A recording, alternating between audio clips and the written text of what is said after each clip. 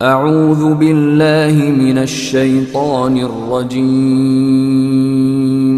بسم اللہ الرحمن الرحیم مولاي صل وسلم دائما أبدا على حبيبك خير الخلق كلهم مولاي صل وسلم دائما أبدا على محترم و معزز بہنوں اور بھائیوں، السلام علیکم۔ میں اپنا مختصر سا تعارف آپ کے سامنے رکھنا چاہتا ہوں۔ میرا نام منظور حسن ہے اور میں ایک ادنیٰ سا قرآن حکیم کا طالب علم ہوں۔ عمر کے 56 سال میں نے قرآن پاک کو حفظ کرنا شروع کیا اور عرصہ 4 سال میں الحمدللہ میں نے قرآن پاک کو حفظ کر لیا۔ الحمدللہ، یہ اللہ کی توفیق ہے۔ قرآن پاک کے مختلف مضامین پر میری گہری نظر ہے، جن میں کائنات، ارض و سماء، سورج، چاند، ستارے، کہکشاں، تخلیق انسان، تخلیق آدم اور اس طرح کے کثیر مضامین جو میرے ذہن میں ہیں، میں انہیں بعد میں بڑی تفصیل سے گفتگو کروں گا۔ آج میری یہ تحمیدی گفتگو ہوگی۔ میرا اصل مخاطب میرا نوجوان ہے، جو میں اسے مخاطب کر کے یہ اپنا پیغام ان کو دینا چاہتا ہوں کہ میری اس کاوش کو توجہ سے سنیں۔ انشاءاللہ انہیں اس سے کچھ ہدایت ملے گی۔ ہم بھی دعا کرتے ہیں کہ اللہ تعالیٰ ہم سب کو ہدایت کی توفیق دے۔ عظمت قرآن کے موضوع پر میں یہ اپنی تقریر کر رہا ہوں۔ ہزاروں علماء اور مفکر اور دانشور اس پر کافی اپنا اظہار خیال کر چکے ہیں۔ آج میں بھی تھوڑی سی کاوش کر رہا ہوں۔ اصل بات یہ ہے کہ آج کا نوجوان، جیسے کہ ہم ہیں، ایک معروسی مسلمان ہیں۔ مسلمان کے گھر پیدا ہو گئے، مسلمان ماں باپ جیسے انہوں نے دیکھا، نماز، روزہ، حج، زکوٰۃ، یہ سب جو ہے نا وہ کر رہے ہیں، تو یہ بھی انہیں کے ساتھ ویسے ہی کرنے لگا۔ لیکن شعور، جو ایک شعوری طور پر مسلمان ہونا، وہ ہمیں نصیب نہیں ہوا۔ یہ قرآن ہمیں کیا بتاتا ہے؟ یہ قرآن ہمیں کیا کہتا ہے؟ کہ اے نوجوان، اس قرآن کی طرف توجہ، جو ہمیں ضرور چاہیے، جس کے عوض ہمیں کثیر ہا نعمتیں جو ہمارے منتظر ہیں انشاءاللہ۔ ہم ایک معروسی مسلمان تو ہیں الا ماشاء اللہ، لیکن جو عظمت قرآن ہے اس کا ادارک آج تک کوئی بھی نہیں کر سکا۔ قرآن کیا ہے؟ اقبال کا ایک شعر ہے جس کا دوسرا مصرع ہے جو فارسی میں ہے: ای کتاب نیست چیزیں دیگر است۔ اس کو کتاب مت سمجھنا، یہ کتاب نہیں ہے، یہ کوئی اور چیز ہے، یہ قرآن ہے۔ اللہ تعالیٰ اپنے کلام پاک میں فرماتے ہیں وما قدر اللہ حق قدرہ، میرے قرآن کی قدر نہیں کی جس کا قدر کرنی چاہیے۔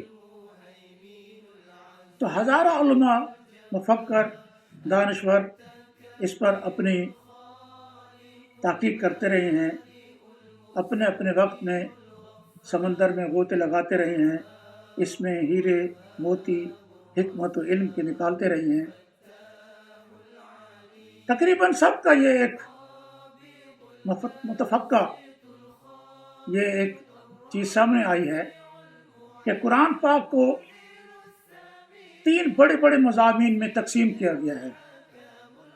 قرآن پاک کی 3 بڑے کیٹیگری ہیں۔ ان کیٹیگری میں قرآن بار بار انہی کو ہی اپنا موضوع بناتا ہے، بار بار وہی چیزیں ہمارے سامنے آتی ہیں۔ پہلا حصہ شریعت اللہ، اللہ کے احکامات، قوانین، عبادات، روزہ، حج، زکوٰۃ، نماز، قانون، اہلی نظام، معاشرتی نظام، سیاسی نظام، یہ سب شریعت اللہ میں، نظام عدل، اس کی سزائیں، یہ شریعت اللہ ہے، اللہ کا قانون۔ ان سب کا جو ہے نا ہمیں جواب دینا پڑے گا۔ کیا کیا، کیسی زندگی گزاری، جو ضابطہ حیات تمہیں دیا گیا تھا وہ کس طرح گزارا، زندگی کو اچھے کاموں میں صرف کیا یا پھر زندگی صرف کھانے پینے پہ گزار دی۔ جو عمر دی تھی 60 70 80 سال کہاں گزارے، جو کمایا تھا حلال سے کمایا تھا یا حرام سے کمایا تھا، کہاں خرچ کیا، اس کا جواب دو۔ یہ ہے شریعت اللہ۔ اس کا دوسرا بڑا حصہ ایام اللہ، اللہ کے بڑے بڑے دن جس میں اللہ نے فیصلے کیے، ان قوموں پر عذاب بھیجا، اپنے رسول بھیجے ان قوموں کی طرف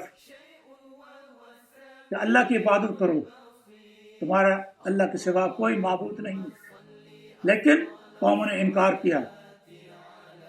قرآن پاک بار بار 6 قوموں کا تذکرہ کرتا ہے، قوم نوح، قوم عاد، قوم ہود، قوم شعیب، قوم لوط، قوم فرعون۔ یہ وہ سب قومیں ہیں جن کی طرف اللہ نے اپنے رسولوں کو مبعوث فرمایا، اور سب رسولوں نے ایک ہی بات کہی، اے میری قوم، اللہ کی بات کرو، اس کے سوا تمہارا کوئی الہ نہیں۔ لیکن ان قوموں نے تکذیب کی، جھٹلایا اپنے رسولوں کو، تو اللہ نے ان پر اپنا عذاب نازل فرمایا اور ان کو نیست و نابود کر دیا۔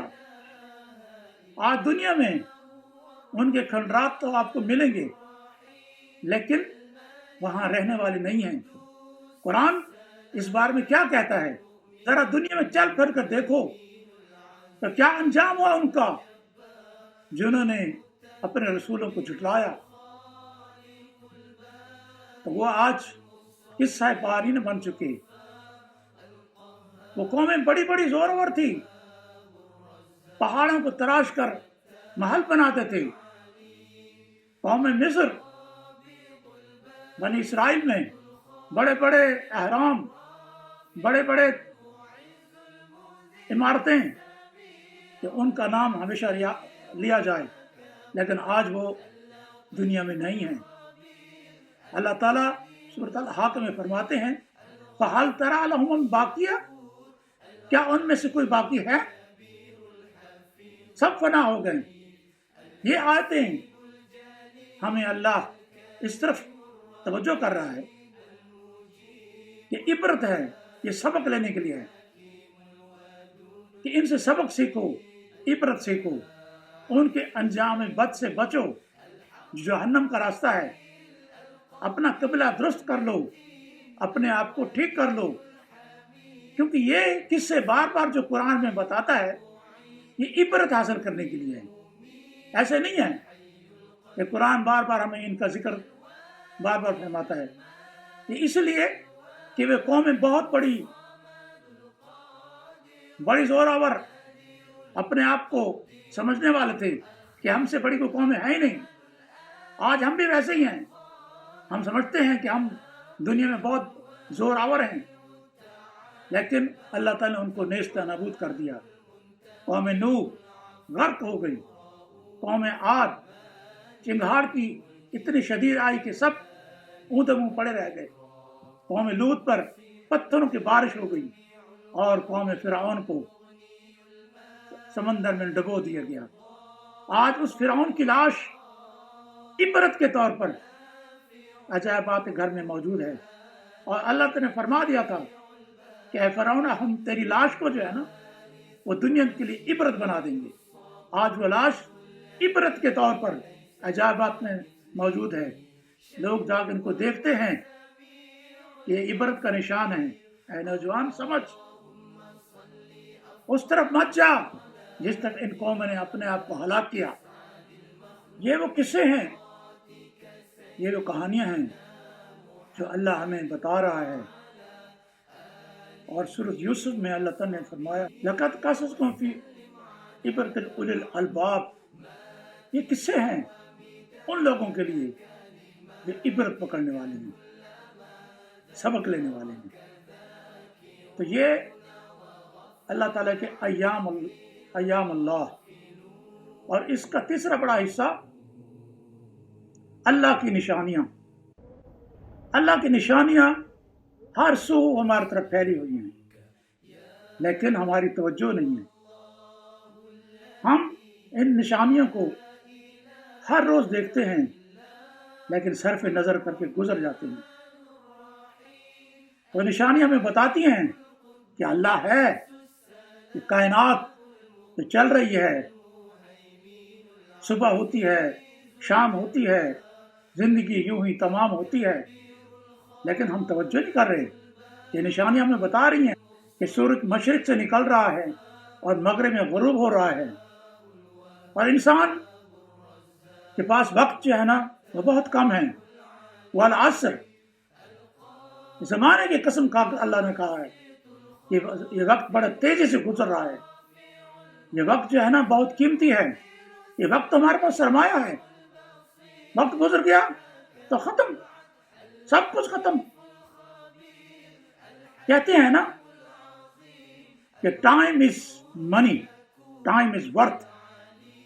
آج کا وقت ہم کس قدر تیزی سے گزار رہے ہیں۔ یہ سوشل میڈیا پہ بیٹھ کر ہم گھنٹوں گھنٹوں فیس بک، یوٹیوب اور واٹس ایپ پہ بیٹھ کے اپنے احوال اور میسج اور ہیلو ہائی کر رہے ہیں، پتہ ہی نہیں لگتا کہ ہم کیا کر رہے ہیں۔ ایک انٹرٹینمنٹ ہے، ایک دل کی تسلی ہے، ذہن کی تسلی ہے جو ہم کرتے ہیں بیٹھ کے، لیکن وقت ہمارے ہاتھوں میں ریت کی ذروں کی طرح نکلتا جا رہا ہے، اور پھر وہ وقت جب آئے گا تو ہم کہیں گے کاش کہ ہم نے اپنے وقت کو ضائع کیا۔ انشاءاللہ یہ مضمون آگے چلتا رہے گا،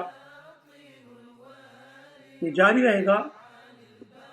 ابھی میں آپ سے مختصر سی ایک تحمید میں نے باندھی ہے، شاید آپ کو پسند آئے۔ انشاءاللہ آگے اس کا تذکرہ تفصیل سے ہوگا۔ اگر آپ کو پسند آئے تو اسے لائک کیجئے، سبسکرائب کیجئے۔ انشاءاللہ آئندہ ویڈیو آپ کو جلدی ملے گی۔ السلام علیکم ورحمۃ اللہ۔ مولاي صل وسلم دائما